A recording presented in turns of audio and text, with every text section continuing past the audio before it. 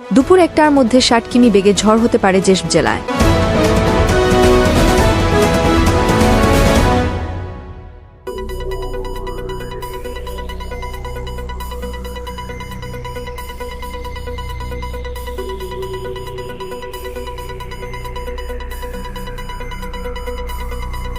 দেশের ২ বিভাগের ওপর দিয়ে দুপুর ১টার মধ্যে সর্বোচ্চ ৬০ কিমি বেগে ঝড় বয়ে যেতে পারে। সেই সঙ্গে বৃষ্টি বা বজ্রসহ বৃষ্টি হতে পারে বলে জানিয়েছে আবহাওয়া অধিদপ্তর।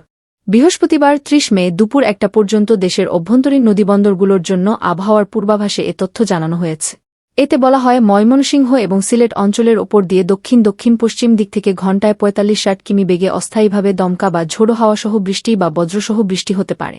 এদিকে বুধবার সন্ধ্যায় দেয়া ৩ দিনের আবহাওয়ার পূর্বাভাসে বলা হয়েছে, প্রথম দিন রংপুর, ময়মনসিংহ ও সিলেট বিভাগের কিছু কিছু জায়গায় এবং ঢাকা ও চট্টগ্রাম বিভাগের ২-১ জায়গায় অস্থায়ী দমকা হাওয়াসহ বৃষ্টি বা বজ্রবৃষ্টি হতে পারে।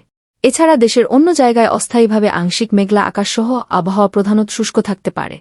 তাপমাত্রা সারা দেশে দিনের তাপমাত্রা সামান্য কমবে, তবে রাতের তাপমাত্রা প্রায় অপরিবর্তিত থাকতে পারে। দ্বিতীয় দিনের পূর্বাভাসে বলা হয়েছে, রংপুর, ময়মনসিংহ ও সিলেট বিভাগের কিছু কিছু জায়গায় এবং ঢাকা ও চট্টগ্রাম বিভাগের ২-১ জায়গায় অস্থায়ী দমকা হাওয়াসহ বৃষ্টি বা বজ্রবৃষ্টি হতে পারে। এছাড়া দেশের অন্যত্র অস্থায়ীভাবে আংশিক মেঘলা আকাশসহ আবহাওয়া প্রধানত শুষ্ক থাকতে পারে।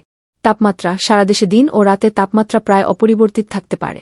তৃতীয় দিনের বিষয়ে আবহাওয়া অফিস জানিয়েছে, রংপুর, রাজশাহী, ময়মনসিংহ ও সিলেট বিভাগের কিছু কিছু জায়গায় এবং ঢাকা ও চট্টগ্রাম বিভাগের ২-১ জায়গায় অস্থায়ী দমকা হাওয়াসহ বৃষ্টি বা বজ্রবৃষ্টির সম্ভাবনা রয়েছে। এ সময় তাপমাত্রা প্রায় অপরিবর্তিত থাকবে।